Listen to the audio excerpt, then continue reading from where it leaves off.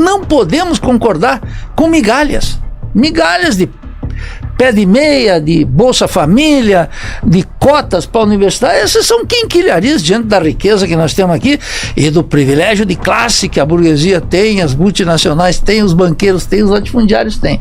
Daí a minha divergência de raiz com a tua avaliação. O que você achou da resposta, Marcelo? Tem 3 minutos para você comentar. Minutos. É interessante, eu sempre em sala de aula, eu falo, tão importante, às vezes mais importante que a resposta, são as questões que podem ser levantadas a partir daquilo que está sendo apresentado. Eu vou fazer uma brincadeira que é curioso. Essa burguesia a qual o Nildo se refere, eu não discordo dessa burguesia, eu prefiro dizer assim, empresários. Eu prefiro dizer oligarcas, para não falar burguesia, porque para não ficar ancorado apenas em ter um grupo teórico, tá? São os mesmos que depois foram ganhar Oscars, e são os mesmos que depois foram chamados de campeões nacionais. É uma burguesia, ou é um grupo, que se vende para aquele que está no poder porque não está interessado em resolver os problemas do povo. Esses são realmente indivíduos que destroem a nossa sociedade. Já vou começar sem rodeio, porque esse vídeo não é para quem gosta de discurso confortável, nem de historinha bem contada para justificar o injustificável. Aqui, a gente tem um comunista e um conservador sentados frente a frente, no podcast Três Irmãos, discutindo ditadura, democracia, povo, poder e história do Brasil. E o que aparece logo de cara é o velho truque de tentar suavizar regime autoritário com um nome bonito, enquanto do outro lado se esfrega na mesa aquilo que muita gente prefere esquecer ou fingir que nunca aconteceu. Não é debate raso, não é conversa de rede social, é choque direto de visões de mundo, com implicações reais, históricas e políticas que ainda moldam o país onde a gente vive hoje. O professor Nildo Ouriques traz a leitura de quem viu, estudou e enfrentou o peso da repressão e da luta social, enquanto Marcelo Suano tenta reconstruir o período de 64 com uma lente que relativiza a ditadura e desloca o foco da violência estrutural para um suposto jogo entre elites. E é exatamente aí que a coisa fica tensa, porque quando se mexe em ditadura, democracia e povo, não tem neutralidade possível. Ou você encara os fatos, ou você ajuda a maquiar a história. Então já fica o aviso. Isso aqui é só o primeiro corte desse debate. E o que vem pela frente só aprofunda ainda mais o confronto de ideias. Se você acha que já sabe tudo sobre esse assunto, talvez esse vídeo te incomode. Se você acha que nunca foi enganado por narrativa bem embalada, talvez esse vídeo te provoque. Agora, sem mais delongas, bora pro vídeo. Decidimos aqui, antes de começar o episódio, quem começa se apresentando é o professor Nildo Ouriques. Então, por favor, 5 minutos. Bueno, em primeiro lugar, um prazer estar aqui com vocês, Rodrigão e Robertinho, e dividir essa conversa com o Suano e sobretudo com o público de vocês, que sempre me dedicou muita atenção. Meu nome é Nildo Domingos Ouriques, eu nasci em Joaçaba em 1959, sou portanto catarinense, filho de uma gaúcha com um manezinho da ilha de Santa Catarina, Floripa. Sou professor lá da Universidade Federal de Santa Catarina e atualmente sou presidente do Instituto de Estudos Latino-Americanos, e na gestão atual do professor Irineu ocupo a direção da editora da UFSC. E estamos fazendo lá um projeto muito bom de recuperar a editora, mudar a linha editorial. E sobretudo, desde os, digamos assim, um dado biográfico que eu acho importante para o público é perceber que eu sou um leitor tardio, comecei a ler aos 17, 18 anos. E meu pai era cobrador de ônibus originalmente, minha mãe uma operária daqueles frigoríficos que existiam no interior de Santa Catarina, antes da Sadia, da Perdigão, da JBS. Tinham pequenos frigoríficos, né, pequenos proprietários. Minha mãe trabalhava lá como operária 10 anos numa linha de produção. Mas eu comecei a me definir no campo da esquerda e do socialismo só depois dos 18 anos, e concretamente na luta contra a ditadura, né? A luta contra a ditadura moldou uma geração inteira. E quando entrei na universidade, então já tinha uma certa inclinação crítica, mas não estava moldado e nem apoiado na literatura, no conhecimento profundo. Eu já antecipo aqui, a universidade não produz nenhum comunista, porque se produzisse nós já tínhamos feito a revolução no Brasil. A universidade é atualmente uma casa da alienação política, assim como as igrejas e as televisões.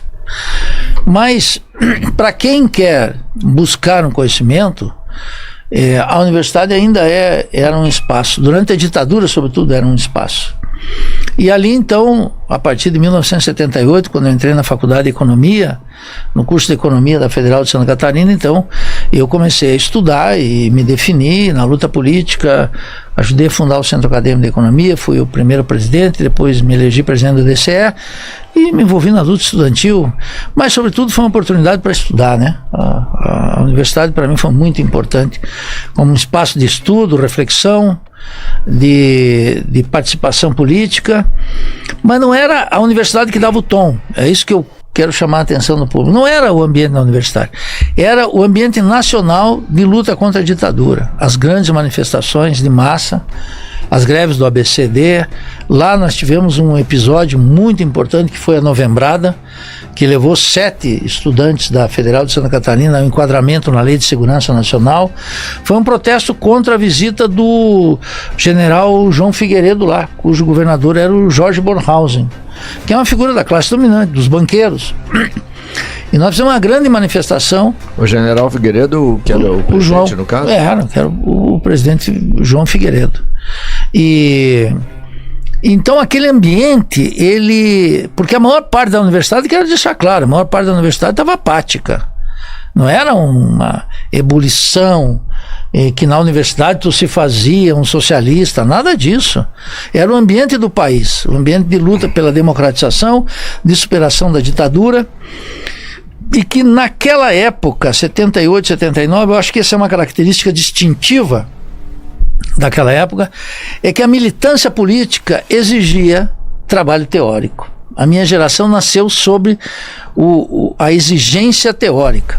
No mesmo movimento estudantil, nós tínhamos o pessoal da psico, que nós tínhamos que ler Reich, tinha os anarquistas, que nós tínhamos que ler Bakunin, tinha os leninistas, tinha os trotskistas, tinha os liberais e tinha as feministas, então era orientado, a praxis política era orientada pela leitura.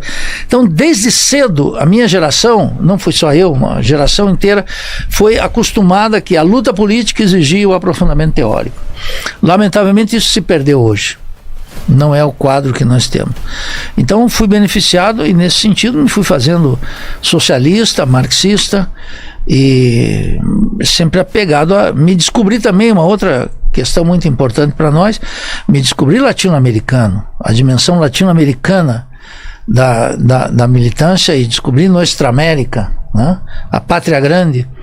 Então isso foi muito impactante, que era uma tradição que tinha em 64, que foi interrompida, mas que eu peguei toda a esquerda que veio do exílio, da luta armada, de fora do país, etc. Eu vi essas pessoas. Então a conjuntura, como sempre, é a história que faz os homens, ainda que os homens tenham incidência sobre a história. Boa. Obrigado. Marcelo Suano, 5 minutos aí pra gente conhecer sua apresentação. Então vamos lá. Bom, eu sou amazonense, né? Fiquei até os meus 14 anos em Manaus, quando eu fui para a Escola Preparatória de Cadetes do Exército, na época que a SpaceX ela durava 3 anos e era um momento em que moldava o caráter do indivíduo. Tá? Essa era a função, não era uma função técnico-profissional, era formar determinados cidadãos que entendessem o que era ser militar. Essa é uma das grandes críticas que hoje eu já faço. Houve uma época que ser militar era formar líderes. Hoje a gente não sabe o que está sendo formado, mas formava líderes para quê? Isso a gente deixa para depois, né? E eu fiz a Escola Preparatória de Cadetes do Exército, eu fui do Colégio Militar mesmo desde os meus 10 anos, então eu tive uma formação que era vinculada aos valores tradicionais. Sempre tive esse era o meu ponto. O ponto a partir do qual eu começava, e era o ponto para o qual eu caminhava, tentando de alguma forma transformar o entendimento do que isso significava. Ao sair da academia militar, eu não fui para a AMAN, não virei oficial, não fui para trabalhar para ser oficial. Eu saí e fui para o meio civil. É interessante como foi bem moldado o meu caráter naquele momento, dentro dos princípios do que é ser um militar, ser líder, tentar entender um papel de que é um indivíduo que é um servo da sociedade militar. Ele tem que entender que é isso. Ele serve a sua sociedade. E de lá, tendo feito isso, eu fui estudar filosofia. Eu sou formado em filosofia pela USP, numa época que era muito curiosa, porque a USP ela conseguia resumir lá na FEFELESH um conjunto de intelectuais muito bem formados. É interessante, quando o Nildo falou a respeito de estudar, hoje a gente não vê mais isso. Em quase lugar nenhum. As pessoas não querem mais. O máximo que a gente encontra hoje são alienados ilustrados, mas a gente não tem intelectuais. Os intelectuais, eles foram jogados fora, não interessa mais entender, discutir conceitos, tentar identificar o problema, tentar fazer uma produção coletiva sobre o entendimento do problema. De repente, eu posso discordar de um indivíduo sobre a maneira como ele disse que deve ser resolvido os problemas, mas eu não posso, se eu tenho honestidade intelectual, negar o problema, porque aí já é a grande questão. E eu vejo que a universidade, ela se perdeu, ela não faz mais isso. Mas eu tive numa época, estudei filosofia e me dediquei à filosofia da ciência. Foi daí que toda a minha formação intelectual se deu. Naquela época, que tinha muitos intelectuais, na filosofia da ciência nós tínhamos um grupo maravilhoso, que era um grupo em que você tinha que estudar uma ciência constituída, além de estudar a filosofia da ciência, uma ciência em formação e uma falsa ciência, para tentar entender os movimentos e a epistemologia que estava sendo construída ou não. Como ciência construída, eu me dediquei à ciência política. Aí virei cientista político e acabei fazendo meu mestrado, meu doutorado em ciência política. Mas com ciência em construção, eu estudei relações internacionais. Cheguei a estudar 22 teorias das relações internacionais para tentar entender quais são as condições epistemológicas para ter relações internacionais como ciência, e não apenas como um discurso filosófico qualquer, né?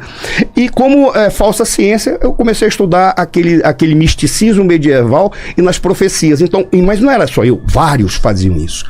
E neste caminhar, estudando ciência política, estudando relações internacionais, eu comecei a trabalhar no entendimento dos problemas concretos da sociedade, da política e das relações internacionais.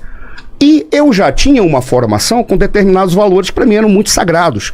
Mas, além disso, eu comecei a desenvolver determinados posturas, comportamentos e questionamentos críticos. Dentre eles, muito curiosamente, exemplo, eu sou um defensor do período de 64, eu tento entender o período de 64 e as razões que levaram ao período de 64. Houve uma ditadura, tecnicamente, da minha perspectiva, houve um estado de exceção e foi construído um regime autoritário com uma configuração de uma oligarquia competitiva, porque eles retiraram do povo a possibilidade do povo se manifestar, além do que fosse para as eleições e a escolha de determinados governantes. Mas existia uma competição e uma fragmentação interna naquele governo. Mas ele veio decorrente de uma razão e de um processo histórico. Dentre eles, para tentar se contrapor ao que se imaginava que seria um golpe de Estado para instaurar uma ditadura do proletariado, que é configurado como ditadura. E a gente não vai discutir, dizer, porque ele é feio, porque é mau, mas era apenas uma questão de entendimento de um processo histórico. Ao longo desse tempo, eu comecei a estudar também as doutrinas de segurança, para tentar identificar, por exemplo, as bobagens que as pessoas falam acerca de que a doutrina de segurança nacional é uma cópia do National War College. Não! Ela foi produzida aqui com alguns sociólogos conservadores do início do século XX, com algumas ideias de uma teoria de desenvolvimento feita por um general da década de 30 e por alguns outros elementos que foram trazidos pela nossa sociedade propriamente dita. E passei a estudar a doutrina de segurança nacional para entender e verificar qual seria um modelo político adequado para preservar a liberdade, para produzir inclusão social. Os militares queriam inclusão social. Queriam. E há muitos, depois a gente pode começar a pensar sobre isso. Mas, além de produzir inclusão social, produzir capacidade do povo realmente ser ativo. Tô curioso para escutar a sua primeira pergunta. 2 minutos. Galera, antes de falar, já se inscreve aí, dá like e compartilha, porque esse episódio aqui vai ser incrível. Então já dá seu like aí, já se inscreve no canal. Se não tiver inscrito, já confere aí. 2 minutos. 2 minutos para pergunta. 2 minutos para pergunta. Eu queria... eu entendo a perspectiva do Marcelo Suano. Mas eu queria saber qual é a diferença que você faria entre o que nós chamamos de uma ditadura militar e o que você quer dizer com uma oligarquia competitiva? Porque o sistema político da ditadura, ele suprimiu as eleições, ele instituiu atos institucionais, suprimiu os partidos, redefiniu os partidos, fechou o Congresso. O ato institucional número 2 é uma demonstração de que tinha o sim e o não, e alguns diziam que era o partido do sim e o outro era do sim senhor. A gente analisou aquele período. Muita gente que estava no MDB era só para se contrapor aos localismos políticos da arena, e o mesmo acontecia o revés. E nós tivemos uma presença dos Estados Unidos e de Washington nessa decisão que anulou qualquer possibilidade de, vamos chamar assim, de um regime soberano, como se as decisões fossem daqui, não é? Além disso, a ditadura, ela teve, na nossa avaliação, ela teve várias fases, não é? Vamos dizer, de 64 até 68, de 68 até 73 e de 79 até 84. Mas era, ao fim e ao cabo, uma ditadura. O povo não elegia pelo voto direto, o Supremo tinha suas atribuições claramente limitadas pelo clima político, não é? Nós tivemos juízes da Suprema Corte muito valentes, gente muito que renunciou inclusive à Suprema Corte, não é? E sobretudo nós tínhamos o controle dos sindicatos dos trabalhadores, para além de os comunistas, ou na cadeia, ou no exílio, ou mortos. Então eu queria saber como é que tu colocou em dúvida na tua exposição inicial que aquilo era tecnicamente uma ditadura. E de resto, o que é essa oligarquia competitiva? Primeiro eu vou te agradecer a pergunta, porque isso para mim é importante. É algo que vem direto no cerne da questão. Eu vou tentar explicar algo que normalmente eu começo com uma brincadeira, eu já fiz essa brincadeira, quando as pessoas tentam dizer, mas é uma ditadura de direita. Primeiro, eu combato todas e quaisquer ditaduras. Por isso, a tua pergunta é tão importante para mim, para tentar mostrar e entender aquilo, porque dá para explicar. Não significa que toda explicação seja uma justificativa, mas você consegue explicar e mostrar determinadas consequências daqueles atos. A brincadeira que eu sempre faço é dizer assim, quando me perguntam qual é a diferença de uma ditadura de esquerda e uma ditadura de direita, eu normalmente respondo, a ditadura à direita, daqueles que se dizem direita, ela identifica o adversário, persegue o adversário, prende o adversário, tortura o adversário e mata o adversário. A de direita. A ditadura de esquerda, o que é que ela faz? Ela identifica o adversário, persegue o adversário, prende o adversário, tortura o adversário e mata o adversário. Só que, ao contrário da ditadura de direita, o que eles fazem? Mata o pai, mata a mãe, mata os filhos, são mais eficientes no processo de perseguição e imposição de uma vontade que é pressuposta como a única vontade. Então eu sempre combato a ditadura. Por qual razão eu olho para 64 e tento entender 64 dentro de uma lógica? As pessoas tendem a achar que 64 teve uma teoria da conspiração e 200 anjos caíram já sabendo que eles iam falar. Aquilo lá foi uma confusão. Eles não queriam fazer aquele modelo que estava lá, não. Inclusive a própria forma como aconteceu, e aí eu assumo, foi um golpe na perspectiva de um contragolpe, que imaginava que seria dado um golpe pela esquerda, eles vieram e deram um golpe pela direita. Mas como que eles fizeram aquilo? Aquilo caiu de uma forma totalmente atabalhoada, porque eles não sabiam nem quem ia assumir o processo, o protagonismo, tanto que o Castelo Branco surgiu de última hora, porque quando eles derrubaram o governo, eles disseram, como é que a gente vai institucionalizar isso? Criaram os atos institucionais. É melhor do que outras ditaduras que você encontra, em que não tem nada para institucionalizar. Mas eles vieram ali, botaram o Castelo Branco, e a perspectiva que tinha naquele momento, concordo plenamente contigo, Nildo, a perspectiva que tinha lá de entregar e fazer as eleições em 65, no máximo em 67.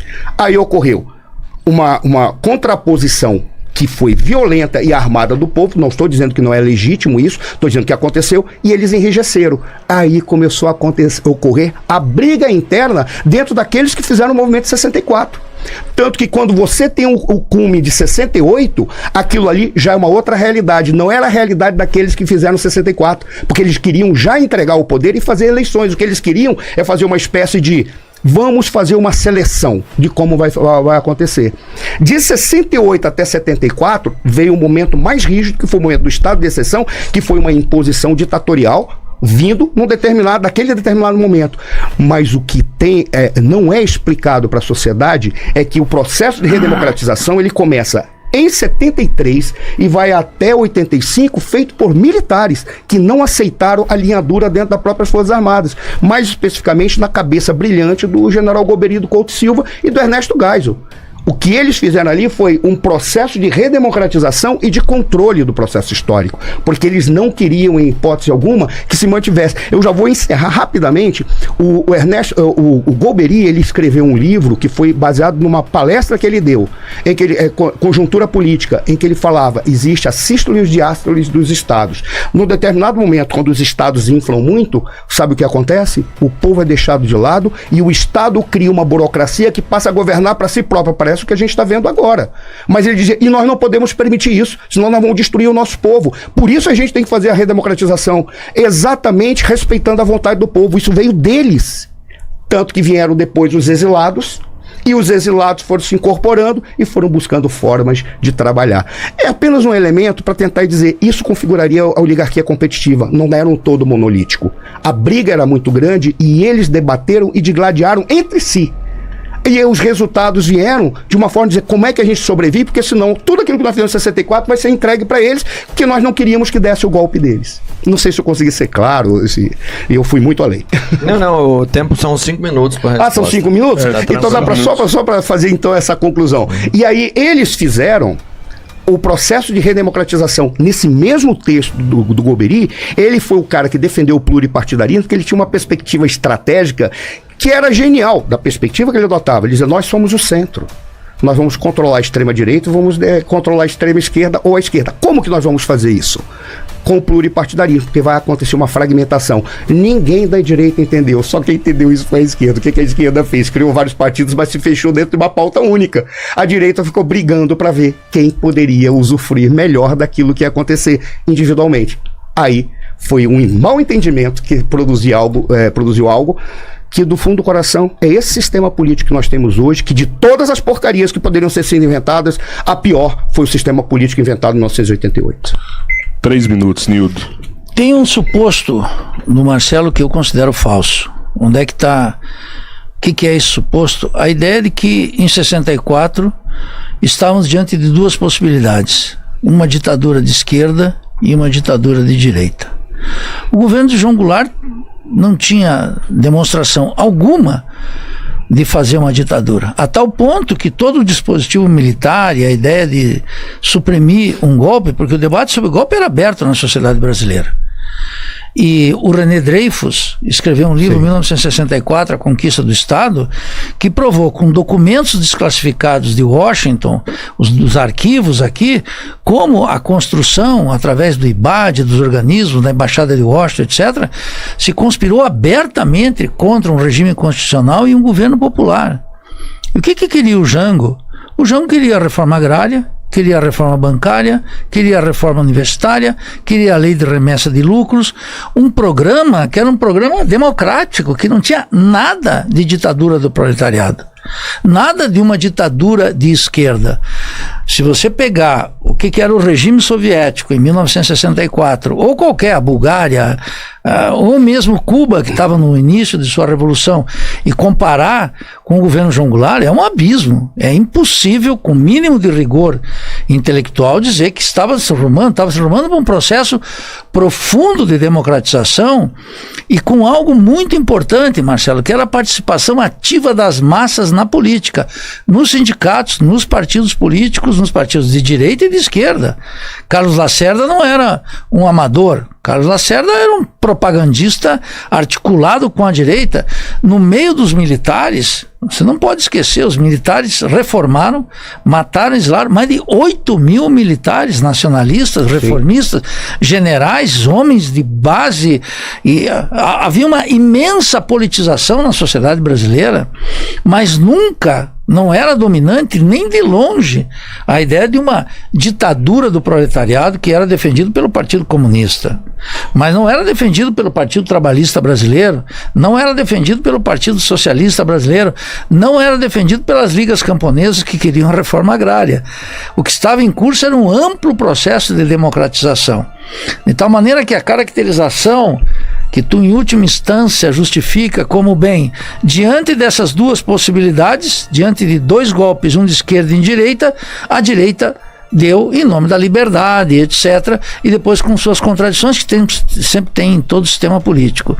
Mas a caracterização que você começa para justificar a ditadura, ou o que você chama de uma oligarquia competitiva, ela não bate com os fatos. Em 64 nós estávamos diante de um profundo processo de democratização e uma coisa absolutamente saudável em todo o regime político, inclusive liberal: a ampla participação das massas na política, não apenas pelo voto, mas na ação política, que sem a qual um regime não ganha legitimidade, não pode ganhar legitimidade.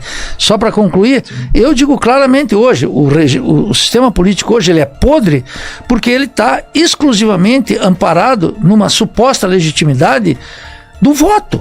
Mas uma democracia não se sustenta num regime eleitoral. Uma democracia é substancialmente diferente de um regime eleitoral. A democracia tem que suportar a tensão das massas. O que é?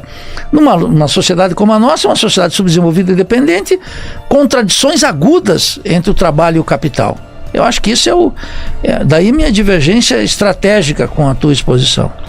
Marcelo, sua primeira pergunta, o Robertinho vai te dar um tempo a mais aí. A pergunta teria 2 minutos. Como o Nildo deu uma estouradinha, pra você não ficar em prejuízo de tempo, vou te dar mais 30 segundos, então você tem 2 minutos e meio para formular uma pergunta. Não, mas tá legal. Ou contrapor, como é legal quiser. Porque tá fazendo um diálogo, uma interlocução em cima do problema, de fatos. É interessante quando você falou, Nildo, a respeito de que é uma premissa falsa, porque não havia em determinados grupos ou determinadas circunstâncias a ideia da implantação de uma ditadura do proletariado. Vários são os documentos também, e aqui a gente não vai ficar, tem documento aqui e ali, mas que demonstram uma articulação para um processo revolucionário no Brasil. Queira ou não queira, isso existia. Tá? E quando nós pegamos a história do Brasil, desde a queda da República, vamos pegar desde a queda da monarquia para cá, foi um processo de como que você faz para controlar essas oligarquias que sempre massacraram o povo brasileiro. E aí nós temos algo a convergir, porque sempre foi como impedir que as oligarquias, e oligarquia é uma outra coisa, massacrem um povo brasileiro. Então nós temos todo um processo, o período que veio com a Revolução de 30, o período que chega depois o pós-getulismo, o período que a gente tem um interregno democrático que vai de 46 até 50, até 64, que é pequeno. A efervescência de propostas de tomada do poder era muito grande, dentre elas a instauração de um processo revolucionário, isso era claro. O fato do João Goulart ser fraco, que ele era um cara fraco, ele era fraco, não significa que ele não estivesse cercado de indivíduos bem intencionados, de estar ao seu lado, bem intencionado da perspectiva deles, mas para aproveitar a fraqueza dele, tomar conta do poder e do governo e propor uma forma revolucionária. Isso estava muito claro. Mas veja, a grande questão para mim, e é interessante que eu achei importante quando você falou acerca de uma proposta democrática, que é isso que eu vou fazer a pergunta. Eu tenho, por mais que eu concordo com você que democracia não se resume ao sufrágio, isso é uma das instituições da democracia. A democracia também não se resume à inclusão social. Isso é um dos elementos que, inclusive, é um elemento frágil da democracia. Democracia, vamos pegar o termo grego, democratos. Kratos é poder. Demo, entre aspas, é povo.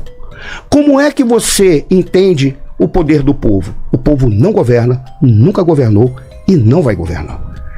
Quem governa são indivíduos escolhidos pelo povo. E onde que está o poder do povo? Pela capacidade que o povo tem de controlar os seus governantes. Exemplo, hoje nós não vivemos democracia, porque nós não temos capacidade de controlar os nossos governantes. Naquele período anterior, estava se construindo canais para controlar os governantes. E aí é que está o fato, e a pergunta que eu te faço. Qual é o modelo democrático, então, que se queria construir pela esquerda, que queria apenas a inclusão social, que fossem respeitados determinados direitos para uma sociedade que, sim, estava sendo massacrada. E detalhe, nós convergimos no combate à oligarquia. Isso aí não se discute, mesmo porque a nossa oligarquia, que ainda hoje vige, não tem vergonha na cara e não está preocupada em resolver os problemas da sociedade. Não está nem aí para a sociedade. Está preocupado em botar o dinheiro no bolso e fugir, se aliando com quem quer que seja, até com seus inimigos históricos. Nildo. Bueno, olha só, estava em curso em 64, claro, 5 minutos. 5 minutos. Estava em curso em 1964 um processo revolucionário. Agora, um processo revolucionário é diferente de uma ditadura de esquerda. O que se discutia em 64? Nos camponeses, nos trabalhadores urbanos, nas classes médias, nas forças militares, em setores minúsculos do empresariado, a Revolução Brasileira. O debate público, o grau de consciência do nosso povo se elevou a um nível inédito, que a gente não viu em 37, que não viu em nenhum outro período, nada, nem no 45 com a democratização de Getúlio, nada. 64 foi o ápice de uma consciência nacional revolucionária, que não queria inclusão social. Sou radicalmente contrário à tua hipótese. Queriam reformas profundas na propriedade urbana e rural, no sistema de ensino, na diplomacia brasileira, nas Forças Armadas. Era uma consciência popular muito estendida que não pertenciam a grupos que tramavam. Grupos que tramam e conspiram, nós vamos ter sempre isso. Mas não era o dominante, era um processo revolucionário que queria fazer as grandes reformas no Brasil. Reformas que nós vimos ocorrer onde? Na França revolucionária, nos Estados Unidos, com o que eles chamam de Revolução Americana, com o que você quiser. Na China, de 49, em regimes claramente socialistas ou países claramente capitalistas, que nos países subdesenvolvidos e dependentes da América Latina sempre foram bloqueados. Kennedy circulou por toda a América Latina querendo defender um processo de reforma. Nos seus livros defende inclusive a reforma agrária, porque em 59 ocorreu uma coisa muito importante, que foi a Revolução Cubana. E a Revolução Cubana abriu para a América Latina outra via, vamos chamar assim, de desenvolvimento. Bom, era tal a consciência sobre a necessidade da revolução, Marcelo, nas massas, que a ditadura mesmo se autoproclamou como revolucionária. E disse, a Revolução de 64. Eu nasci, Rodrigão, Ricardinho, sobre a égide de que aqui nós estávamos vendo a Revolução de 64.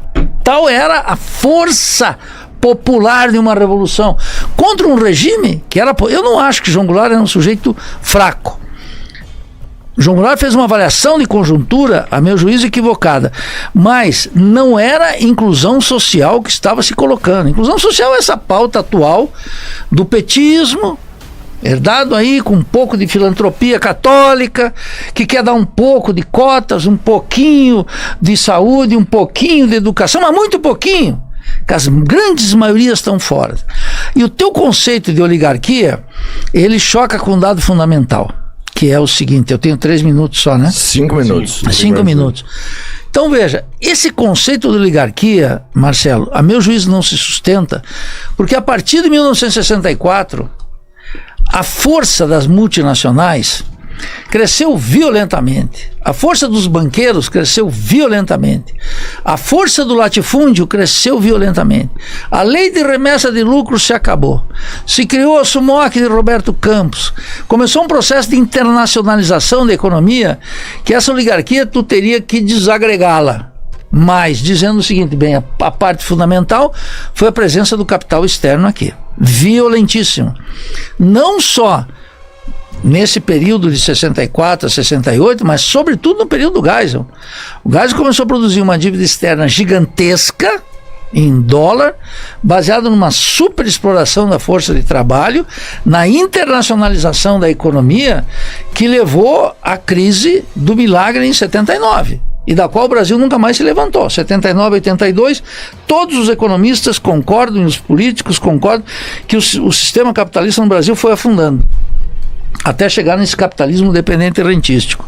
Então eu contesto, primeiro, estamos num avanço no processo revolucionário, o conceito de oligarquia que você trabalha oculta o tema do capital externo e da burguesia brasileira, que não tem nada de nacional, que é entreguista, que não tem apreço pela democracia, que manda seus filhos estudar fora, que corrompe o Estado, que assalta o Estado através da dívida pública, do plano safra, de um conjunto de mecanismos, da política fiscal, da política monetária, da política cambial, benefícios de todos os tipos, e que, em última instância, dá para o povo precisamente inclusão social, que é uma filantropia que nós, da esquerda revolucionária, dizemos, nós que sabemos como é que se cria essa riqueza gigantesca do Brasil, não podemos concordar com migalhas de pé de meia, de Bolsa Família, de cotas para a universidade. Essas são quinquilharias diante da riqueza que nós temos aqui e do privilégio de classe que a burguesia tem, as multinacionais têm, os banqueiros têm, os latifundiários têm.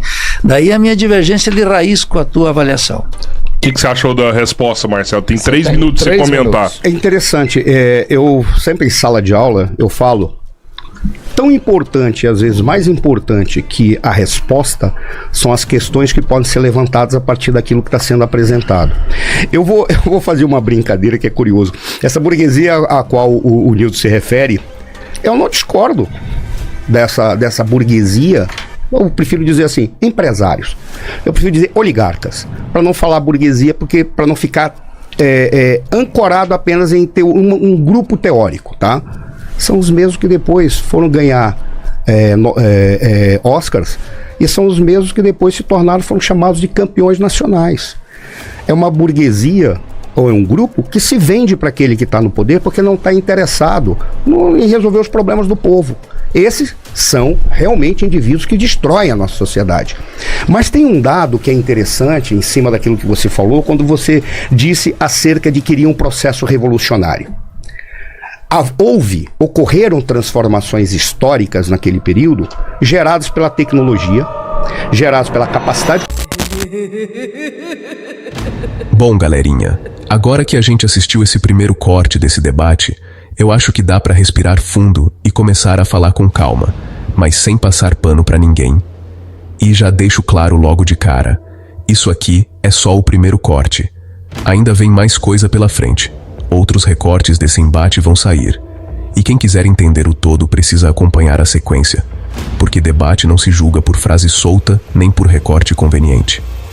Aqui é só o começo da conversa. E começo bom, diga-se de passagem. O que a gente viu nesse primeiro corte foi um choque de visões de mundo que vai muito além de comunismo versus conservadorismo, rótulo que muita gente usa para simplificar o que não quer pensar. O que estava ali em jogo era algo mais profundo. Como se interpreta a história do Brasil?